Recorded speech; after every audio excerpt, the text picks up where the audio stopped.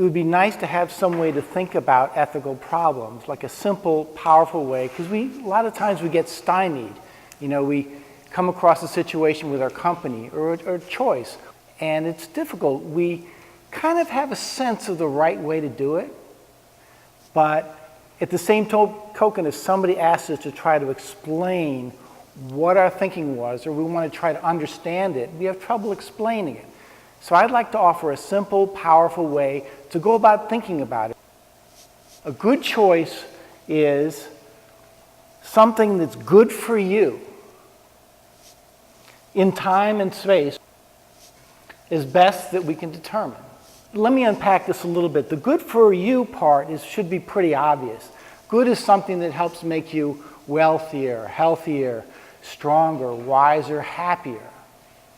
And it's also an assessment that we do for ourselves. For me, what's good for me, that's what I think. Whereas for David, it might be what's good for him. And you can also use rules of thumb to think about good in terms of the Aristotle's idea or the Goldilocks principle. How much water should you drink?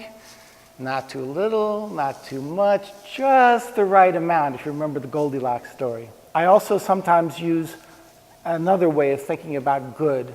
Could it be something that's just for the part of me or for the whole of me? And generally, you want to do things that are good for the whole of you. For example, smoking. Smoking might be good for a brain because it stimulates the neurons and I feel alive, but it's bad for the lungs. So you want to do things that are good for the whole of you, but these are rough rules of thumb. Now this one needs a little bit more unpacking. And let me illustrate with an example. Suppose I take David's pen. I'm now better off because I have two pens. See, I got this one here and this one. It's a pretty nice pen, thanks. And in the immediate space, just my space here, I'm better off. In the immediate moment, I'm better off because I have a pen. But if I expand the space, if I consider me and David, now I'm still better off, but I have now a human who might be a little irked with me. If I expand the space farther, I might have all of you looking at me like maybe I don't understand the rules about property. So in the wider space, it's not good for me. Here, here's your pen, you go back to writing. In space and time, what we want to do is compare alternatives so we can imagine what it would be like in the future as far as we can look, and is in wider spaces and longer time frames. But as we do that, it gets less accurate. It might be good for me to guess what's going to happen a day or two from now. Let's say a year from now or 10 years, it's harder. If I can do that accurately, that's great. And this part here is best that can be determined. This suggests that thinking about morality is something that's difficult. We need to actively do it. There are no firm answers. There are no absolutes. I could be wrong. Maybe I should have taken that pen because it would help me write the perfect book. I really kind of like that pen. It takes smarts. It takes knowledge here. We have to learn how the world works. I have to know customs, property rights. I have to know all kinds of things in the cause and effect of things, how they play out. I think you can apply this model to life choices. You could apply it to decisions your company might make. You could apply it to politics.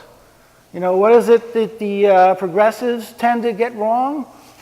They emphasize this. They forget about this. Fracking. Worry about earthquakes and consequences down the road. Oil spills, ruptures in pipes. They forget that we need the oil.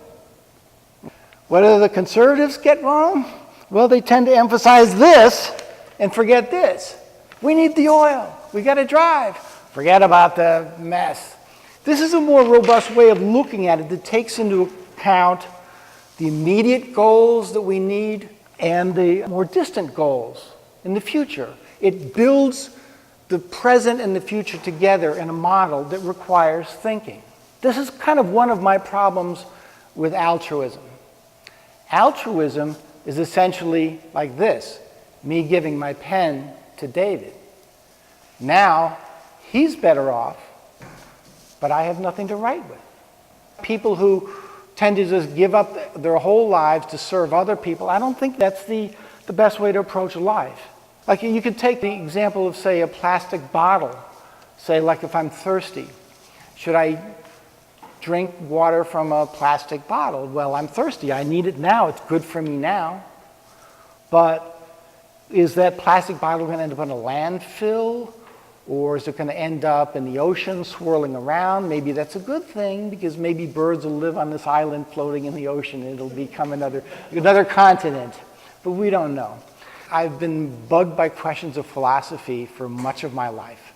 I've tried to understand what's good from working on other problems. And this model, simple, powerful way to go about thinking about it.